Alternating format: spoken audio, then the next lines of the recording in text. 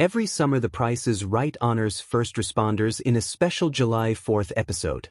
This year's show features first responders who battled the California fires earlier this year.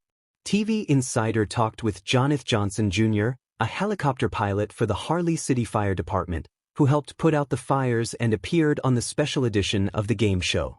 Johnson has been with the department for 20 years, after getting hired at the age of 19. He started off as a firefighter and then worked in the Urban Circuit Rescue Unit, but his dream was always aviation. Johnson took classes, got his pilot's license, and took the test 11 years into his job. He passed the test and was promoted to Fire Helicopter Pilot 1. The game show contestant then took a 5-year training course to become a full-fledged pilot with the LA Fire Department. He currently flies the main helicopter, the AW-139. On The Price is Right, Johnson played 2 games to try and win awesome prizes. Read on to find out what Johnson had to say about appearing on The Price is Right, plus how he was chosen to speak at the Oscars with other first responders earlier this year, and more.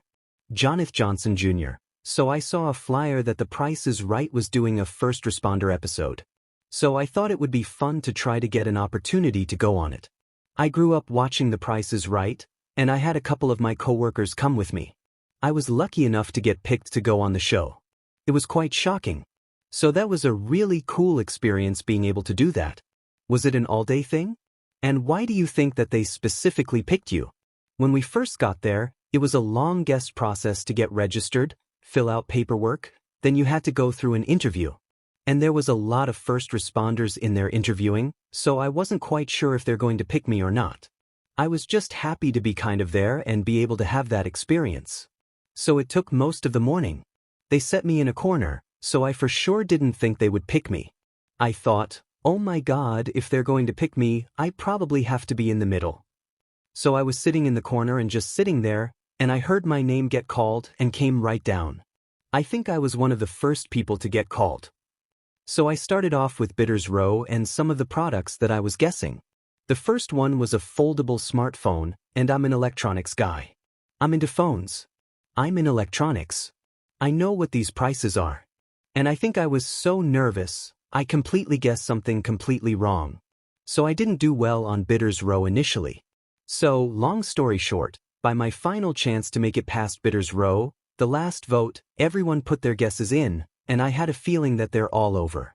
So I guessed $1, and that got me up on stage, surprisingly. I guessed the dollar at the very last one. I got higher or lower, which I was hoping for because I feel pretty good about that game. So I ended up making it past higher or lower, and the prize was an Alaskan cruise. It was a 1-week Alaskan cruise, which seemed very cool. I just got into photography as a hobby. So I have a brand new camera and all this equipment. So, I really wanted to win that cruise, and I ended up winning it. So the bonus was for an extra for the cash equivalent of the cruise, if I can guess which shell at the ball underneath it on shell game. If I guessed that, I would get the equivalent in cash, which is around $20,000, and luckily I guessed right and won that. So I got up and got to fulfill my childhood dream of spinning the wheel. The guy I was competing with spun a 50. I was hoping he was going to stay, but he didn't, and so he ended up spinning a 45 after that. So I had to beat a 95, so the odds were stacked against me. So I ended up going and spun under a 95. That was the good end of my run on that very, very cool experience. I'm very happy I was able to do it. What was it like getting to be in the room with other first responders, where you just all get to have fun and let loose, instead of being in intense situations together? It was a nice break. I've been working a lot. I think during the fires, I worked 2 weeks straight. I wasn't flying 2 weeks straight, but we have a set basically maximum time we can fly. So during the initial attack, we'll fly for 6 hours, and then we'll either have a 6 to 8 hour break, and then we'll fly. We'll do 4-hour shifts after that. So during the fires, the helicopters stay running as much as we can, and we just swap out the pilots. But I'm physically there at work, so it's a long time away from family, and this was a nice little break to kind of relax a little and have some fun.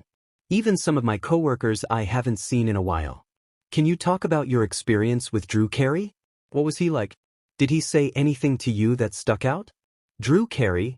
Just he was a funny guy, I mean very, very cool personality, and seemed very relatable.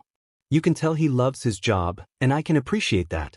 So that was a cool experience doing that. He kind of just talked about his experience working with The Price is Right and things like that. Would you want to do any other game shows besides The Price is Right? Yes, I actually do. Funny enough, I got invited to do a couple of other game shows. The issue came up when I did the interview with them, and the last question they asked me was I on any other game shows? And I said, yeah, I just was on The Price is Right.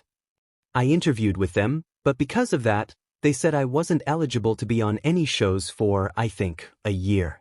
The cool thing is, I randomly got picked to speak at the Oscars, so I got to experience that. Yeah, that was a surreal experience, doing that, being on that stage and speaking. I was very nervous. You know, they had us telling jokes. What would you think was more nerve-wracking?